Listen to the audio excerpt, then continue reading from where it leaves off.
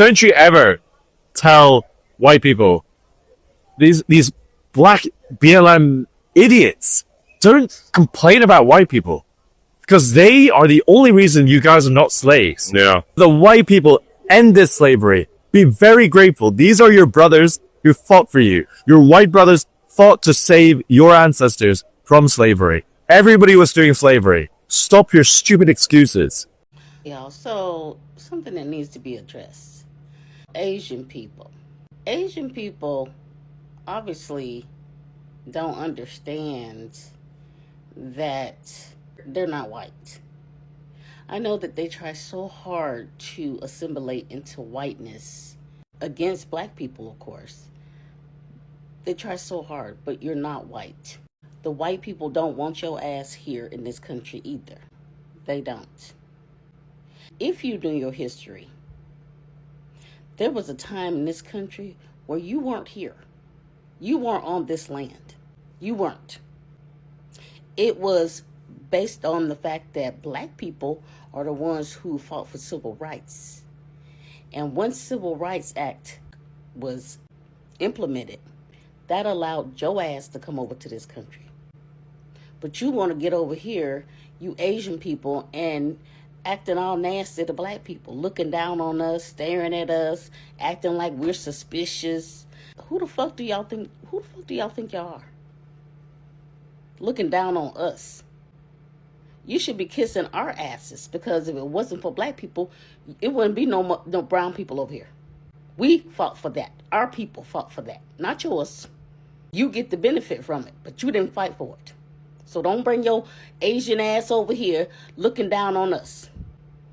And that's what it is. Should I wait until Asian businesses are financially struggling? I don't see how the boycott would accomplish any meaningful change. There's a lot of black people trying to boycott Asian businesses, which really irked me. Because I never see them boycotting white businesses whenever a white person kills a black person. The double standard is crazy, especially considering that white people kill way more black people than Asians do.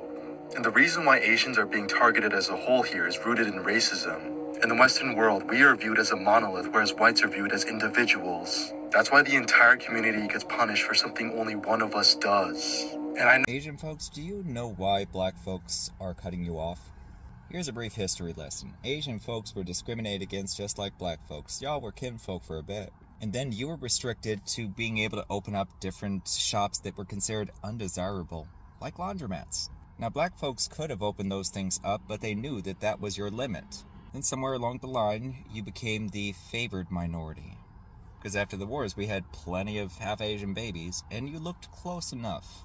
And when you socially rose up by the graces of those that bestowed it upon you, you just left black folks alone. But what was the catalyst here? It was the fact that it was an Asian dude that's already apparently killed 2 other people. Got off with barely a tch on the wrist. And y'all ain't doing jack. Black folks have stood with you since the beginning of time, and they're about to show you how much they've impacted your life. It's not that you couldn't be replaced. It's that they were too polite to. And y'all just kept silent. Not doing a damn thing. Even defending the dude. Really. So at this point, you get what you're going to get. Black-owned businesses are going to thrive. And you've seen so many black folks telling you, like, we could have replaced you a long time ago. Now you're about to see it. You're about to get humbled. Just like racist white people, they're about to get humbled. They're about to get humbled. Whether you believe it or not, I love all of you. And as always, stay amazing. Or be amazing. Your choice. Or it could be one of those people that's like, don't leave me. Me too. When people speak out of anger, it exposes exactly what we knew you harbored in your heart. And now you just confirmed it for the world to see. Clearly, this attitude has been allowed to run so rampant in their business for so long that this is the manifestation of it. It's the heart of people, the hairs, the nails, the etc. That was an amenity, not a necessity. You started in black neighborhoods, you grew your business, and you was able to graduate to the white neighborhoods. You were not allowed to start there. And that's a fact. The Chinatowns and all of these towns y'all built, you were able to secure overseas lending. in addition to the funds that you received from the Black community. Whereas the banks didn't allow us to open up our businesses because they didn't want us to circulate our money within our communities to build. You're trying to compare apples to oranges. You have help, whereas Black Americans started from scratch. You don't outwork anybody. You're allowed to do what you do versus Native Black Americans in this country. You're still not beating anybody like you try to insinuate in your condescending ass message. You don't outwork us. That's the lie that you keep telling yourself to make yourself feel better.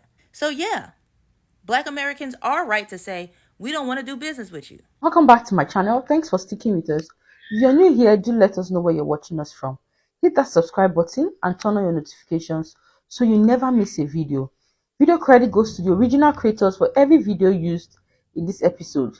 Let's get into the video. I'll be right back with more commentaries. I know I just went on a rant about this Asian man talking about, oh, you need Chinese people in your neighborhoods boycotting. You know, I went off on his, and I want to say this, that this woman, you can follow her at Asrai36, all right? ASRAI 36.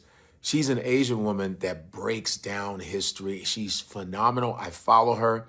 And she just broke down this situation, which was dope as hell. Sometimes, you know, when we talk as Black people, you know, roll their eyes. Oh, here comes the racism. Even though up keeps happening to us, people, like I said, do not see us as human beings unless we're entertaining them athletically, dance-wise, rhythmically, unless we're giving them culture that they can steal from. That's the only time they consider us human. But when we talk about, you know, Black people talk about their rights and being treated well, all of a sudden everybody's pissed the fuck off. But that's why I always think it's important when I see another race of people talk about our plight. And this woman breaks down the Asian dynamic between Asians and Black people. Listen to her right now. She's phenomenal. I see way too many Asian Americans in this moment trying to rehash the anti-Black propaganda campaign known as Stop AAPI Hate. So let's get a few things straight. First of all, yes, there was a significant spike in anti-Asian violence and anti-Asian sentiment earlier this decade. But no, it was not primarily coming from Black people. And you can confirm this yourself by looking up the FBI crime statistics. And if you want to look more into it, it was also debunked by Asian Americans Advancing Justice, who found that the fear-mongering mailers, ad campaigns, and viral videos going around showing Asian Americans being attacked by Black people were coming from a Stephen Miller-led organization. And this was done by Republicans ahead of the 2022 midterm elections to gain Asian American votes by associating Black people with the Democratic Party and pretending that Republicans are the only ones who are going to care about Asian Americans and Asian American safety. Now I say pretend because this is Stephen Miller, who is the current director of Homeland Security, who is working his hardest to restrict visas from Asian countries and to deport as many of us as he can. So keep in mind that when you repeat anti-Black Stop AAPI Hate propaganda, you are not supporting Asian Americans and you are not promoting Asian American safety. You are only supporting this piece of shit Segway, who views the Hart-Celler Act, the Immigration Reform Act that allowed many of us to come to this country, as a tragedy. He has called it ruinous for social change in America because it removed the 1920s immigration restrictions that excluded us from the United States as necessary. Put simply, Stop AAPI Hate was a psyop on us Asian Americans to get us to distance ourselves and to fear and to hate and to blame the very community that is the only reason why we have civil rights in the United States, and that is Black Americans. Now, a significant difference between Stop AAPI Hate and the deaths of people like Latasha Harlins and Cyrus Carmack Belton has to do with accountability leading to systemic change, or the lack thereof. In the vast majority of those viral videos where you saw Black people attacking Asian Americans, the assailant was arrested and charged and convicted. They were held accountable, and a whole ass federal bill was signed into law for our safety. Whereas a lot of the grief and the outrage being experienced in the Black American community right now has not only to do with the dehumanization and the deaths of their people, including their children, but the lack of accountability. Rick Chow was allowed to walk free after killing 14-year-old Cyrus Carmack Belton. Obviously, the issue of Asian American owned businesses operating in Black communities is a huge source of tension because it is part of the daily violence faced by Black people in their own communities when they are disrespected as customers, to the literal physical violence, as was the case of the salon in Brooklyn, where a Black woman was locked into the salon by workers while they beat her with broomsticks, to the damage done to the psyches of particularly Black children when they are accused of shoplifting. And this isn't a topic that I'm going to be able to cover in one video, but it is a conversation that I do want to start. I think that if you ask some people what was the source of the tension, they'll say the LA riots and what happened in Koreatown, but you cannot mention the LA riots without recognizing the unaliving of Latasha Harlins the year before. A 15-year-old girl who was unalived by an Asian shop owner who thought that she was shoplifting orange juice, but the money to pay for the orange juice was in her hand when she was unalived. To overlook that is to value profit and property over Black bodies, which is at the root of the United States systemically racist system and capitalism.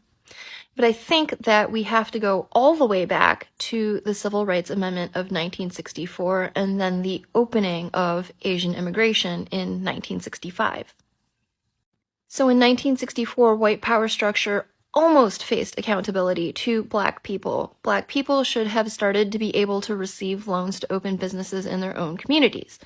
But instead, in 1965, the United States opened the door to Asian immigration, and redlining meant that Asian Americans were receiving business loans, but only to open businesses in Black communities, and Black people were still not receiving loans to open businesses in their own communities. So where you have this weaponized positionality of Asian Americans being put in Black people's way, of course you are going to have resentment not only over the supplanted opportunity to open businesses in their communities, but also over the fact that the Black dollar is now being paid out twice. Once when the customer pays for the goods or services, and then again when the Asian business owner removes that wealth from the Black community. And I frequently heard the tension being framed as mutual misunderstanding, where these Asian shop owners didn't know about the civil rights struggles of Black people, and Black people were not familiar with the culture of Asian business owners. But I don't think that it can be framed as mutual misunderstanding where there is an uneven power dynamic. You have one demographic that is the business owners, and you have the other demographic that is having to pay. So where there is uneven power, I don't think that it's accurate to frame it as mutual misunderstanding. Now that Asians are reacting to the Asian boycott by foundational Black Americans are getting scared now. They're feeling the pinch. They're feeling the threat of their economic situation inside the United States. The fact of the matter is, globally speaking, Asians and Latinos in general have more economic output, and they have a lot more economic influence to determine whether or not someone's culture is going to become successful internationally or not. That's how like acculturation sort of happens. It's kind of related. You need influence, you need money, you need power to some kind of degree in order for you to expand your influence, especially culturally. So Black Americans are in panic mode because they're picking fights with everybody, and some of us are pulling out. So I found myself back in Asian people business, and this is what I found out. Oh baby, the ban is not stopping, okay? Them Asian owned nail salons and shit, the chairs are empty. It's summertime. That's where they supposed to get the most business. Pedicure season, baby. They have no clients. Now they all on the internet crying about how their salons are empty and how nobody's getting their nails done, nobody's supporting these businesses, and how it's racist and everybody's anti-Asian. But let me explain something to y'all, okay? I want to make sure that I'm 110% clear, so that way I'm going to talk real slow so that way y'all understand me, okay? Because I understand that comprehension is not a skill that everybody has. People do not want to support your business, not because they don't like Asian people and they're anti-Asian. They don't want to support your business because they're tired of being racially profiled as soon as they walk into the door. All right? They're tired of feeling like that every time they go into y'all salons and, go to y'all hair supply stores, you're following them around and, you laughing and joking and talking shit in different languages and Vietnamese or whatever the fuck language y'all are speaking. They don't feel welcome. That's why they don't want to support your business. This whole situation with Cyrus was the straw that broke the camel's back. It was already coming. Like I said, I'm going to speak real slow so that way everybody understand what it is that I'm saying, okay? So, for you to try to shift the blame and say, well, don't buy nothing from China, and that means that y'all need to just start growing y'all hair and stop buying that wigs and weaves from China and whoop whoop whoop. How are you claiming that someone is being racist to you when you are being microaggressive all in the same breath? Okay, it's like you don't know if you want to be the victim or the villain in this origin story. And the problem is that y'all want that proximity to whiteness. But let me explain something to you. Unless your skin is pale white and you are white, you will never be white. Okay, baby, they don't look at you as one of them. You are still a minority. You are still a person of color. And the fact that you use that as a pedestal to put yourself above other people of color because your skin's just a tiny bit lighter is a problem. It's deep in y'all community, and that's something that y'all need to work on. But all this crying on the internet, it need to stop because we don't give a fuck. There was an Asian guy that got up here and basically called out all black people and dared us to stop supporting Asian communities. And then once that went into effect and the black community has in fact started doing that, there has been a lot of businesses suffering. And then there was another guy that came up here, and if you guys know the accounts, tag me because I don't remember, but I know it's across my FYP. It was another guy that came up here and basically was like, how dare you black people stop supporting us? How dare you do this and how dare you do that? And my thing is, that's exactly what was asked of us.